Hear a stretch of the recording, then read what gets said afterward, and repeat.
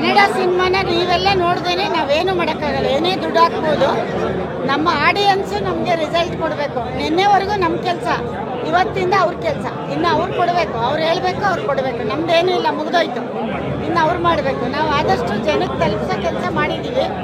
ಜನ ನಮ್ಮನ್ನ ನಂಬಿ ಬಂದು ಥಿಯೇಟ್ರಲ್ಲಿ ಸಿನಿಮಾ ನೋಡಬೇಕು.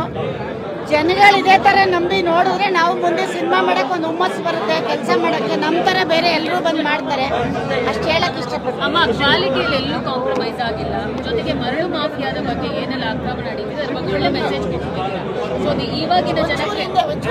ಸೊ ಇವಾಗಿನ ಜನಕ್ಕೆ ಮರಳು ಮಾಫಿಯಾ ಜೊತೆಗೆ ಸುತ್ತ ನಿನಗೆ ಮೋಸ ಮಾಡೋ ಜನ ಇರ್ತಾರೆ. ಈಗ ಒಬ್ಬ ಲೀಡರ್ ಇರ್ತಾನೆ, ತುಂಬ ಕಷ್ಟಪಟ್ಟು ಎಲ್ಲ ಹೋಗಿ ತಲುಪಿರ್ತಾನೆ. ಅವನ ಸುತ್ತ ಈ ಚೇಳಗಳು ಬಂದು ಹಾಳು ಮಾಡ್ತಾರೆ.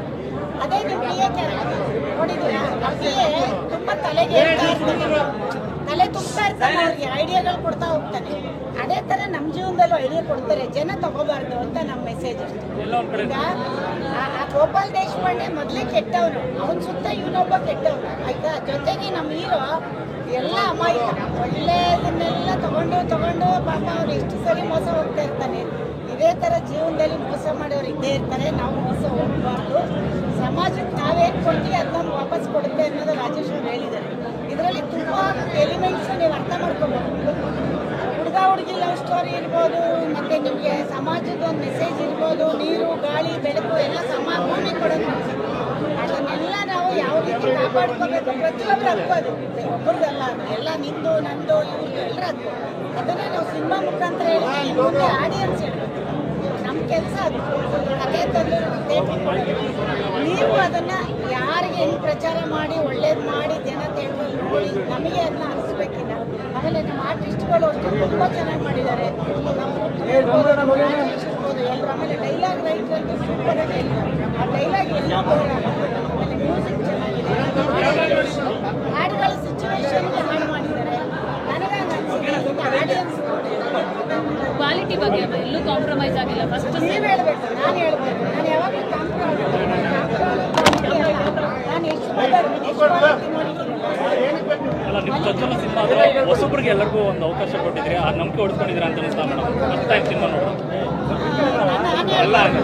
ನಾನು ಹೇಳ್ಬಾರ್ದು. ನನಗೆ ಆರ್ಟಿಸ್ಟ್ ಆ್ಯಕ್ಟಿಂಗ್ ಮಾಡುವಾಗಲೇ ಅವ್ರ ಮೇಲೆ ನಂಬಿಕೆ ಬಂದ್ಬಿಡ್ತು.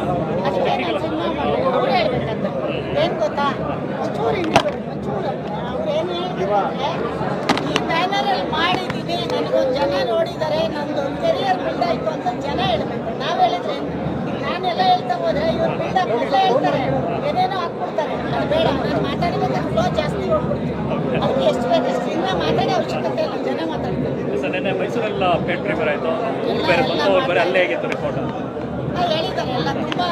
ಪುಷ್ಪ ಮೇಡಮ್ಮು ಏನು ಹೇಳಿದ್ರು ಅದನ್ನು ಮಾಡಿದ್ದಾರೆ ಅಂತ ಒಂದು 2-3 ಜನ ಹೇಳಿದ್ದಾರೆ. ಬಟ್ ಅವ್ರಿಗೆ ಥ್ಯಾಂಕ್ಸ್ ಇಲ್ಲಿಂದ. ಅವ್ರಿಗೆ ನಿಜವಾದ ಜಡ್ಜ್ಮೆಂಟ್ ಇದೆ ಪುಷ್ಪ ಮೇಡಮ್ ಮೇಲೆ. ಅವ್ರು ತುಂಬ ಬ್ರಿಲಿಯಂಟು. ಕೆಲವರೆಲ್ಲ ಏನೇನೋ ಬರ್ತಿದ್ದಾರೆ, ಬಟ್ ಮುಂದಿನ ದಿನಗಳಲ್ಲಿ ಪುಷ್ಪ ಏನು ಅಂತ ಅವ್ರಿಗೆ ಗೊತ್ತಾಗುತ್ತೆ ಅಷ್ಟೇ. ಎಲ್ಲೆಲ್ಲಿ ಮಾಡಬೇಕು ಅಂದ್ಕೊಂಡಿದ್ದೀರಾ ಮೇಡಮ್? ಇವಾಗ ಇವತ್ತೆಲ್ಲ ರಿಲೀಸ್ ಆಗಿದೆ. ಈಗ ನಾನು ಒಂಚೋ ನೋಡಿ ಆಚೆ ಹೋಗ್ತಿದ್ದೀನಿ, ಹೊರಗಡೆ ರಿಪೋರ್ಟ್ ತಗೋತೀನಿ, ಆಡಿಯನ್ಸ್ ಮನಸ್ಸನ್ನ ಸ್ಟಡಿ ಮಾಡ್ತೀನಿ. ನಾನು ಯಾವಾಗಲೂ ಎಷ್ಟು ಸಿನಿಮಾಗೆ ಬಂದು ನಾನು ಗೌಪ್ಯವಾಗಿ ನೋಡಿ ಸ್ಟಡಿ ಮಾಡಿ ಅವನಿಗೂ ಮನೇಲಿ ಹೋಗಿ ಹೇಳ್ತಾ ಇದ್ದೆ. ಅವನು ನನ್ನ ಹತ್ರ ಮಾತಾಡ್ತಿದ್ದ, ನಾನು ಇಬ್ಬರು ಮಾತಾಡ್ತಾ ಇದ್ದೆ. ಇವತ್ತು ಯಾರೂ ಇಲ್ಲ, ನಾನು ಡೈರೆಕ್ಟ್ರು ಇಬ್ಬರು ನಮ್ಮ ಯಜಮಾನರು 3 ಜನ ಡಿಸ್ಕಷನ್ ಮಾಡ್ತೀವಿ. ನಮ್ಮ ಬ್ಯಾನರಿಂದ ಜನ ಇನ್ನೇನು ಕೇಳ್ಬೋದು, ನಾವೇನು ಇಂಪ್ರೂವ್ ಮಾಡ್ಬೋದು, ಅಥವಾ ಇಲ್ಲೇನು ತಪ್ಪು ಮಾಡಿದ್ದೀವಿ ಅದೆಲ್ಲ ಸರಿಪಡಿಸ್ಬೇಕು. ಮೇಡಮ್, ಹೊಸ ಟೀಮ್ನ ಬಿಲೀವ್ ಮಾಡಿದ್ದೀರಾ? ಅದಕ್ಕೆ ಬೇಕಾಗಿರೋ ಥರ ಇನ್ವೆಸ್ಟ್ಮೆಂಟ್ ಮಾಡಿದ್ದೀರಾ? ಜೊತೆಗೆ ಇವತ್ತು ಕಟೌಟ್ ಕೂಡ ಹಾಗೇನೆ ಹೊಸ ಹೀರೋ ಕೂಡ 75 ಕಟೌಟ್ ಹಾಕ್ತಿದ್ದಾರೆ. ನನಗೆ ಪ್ರತಿಯೊಬ್ಬ ಹೀರೋನು ನನ್ನ ಮಗನ ಥರ ನೋಡೋಕೆ ಇಷ್ಟ. ಪ್ರತಿಯೊಬ್ಬ ಹೀರೋನು ಇನ್ನೊಂದು ಹೊಸ ಆರ್ಟಿಸ್ಟ್ ಬಂದರೂ ನನ್ನ ಮಗನ ಥರನೇ ಇರಬೇಕು. ಯಶ್ ಮಾತ್ರ ಹಂಗಿರಬೇಕು ಅಂತಲ್ಲ, ನಮ್ಮ ಯಶ್ ಇದ್ದಾನೆ ಆಲ್ರೆಡಿ. ಬಟ್ ನನ್ನ ಏಮಲ್ಲಿ ನಾನು ತುಂಬ ಹೀರೋನ್ ನೋಡೋದು ನನಗೆ ಜಾಸ್ತಿ. ಅಂದರೆ ಹೀರೋನೇ ನನ್ನ ಸಿನಿಮಾಗೆ ಕಂಟೆಂಟು. ಹೀರೋ ಥರನೇ ಇರಬೇಕು. ನಮ್ಮ ಪುತ್ರಿಗೆ ಫೈಟ್ ಕೊಟ್ಟಿದ್ದೀನಿ, ಡ್ಯಾನ್ಸ್ ಕೊಟ್ಟಿದ್ದೀನಿ, ಲವ್ ಕೊಟ್ಟಿದ್ದೀನಿ, ಅದೇ ಥರ ಕಟೌಟ್ ಕೊಟ್ಟಿದ್ದೀನಿ. ನೀವು ಹೇಳಿ ಅಂತ ನಾನು ಹೇಳ್ಬಾರ್ದು, ನೀವು ಹೇಳಿ.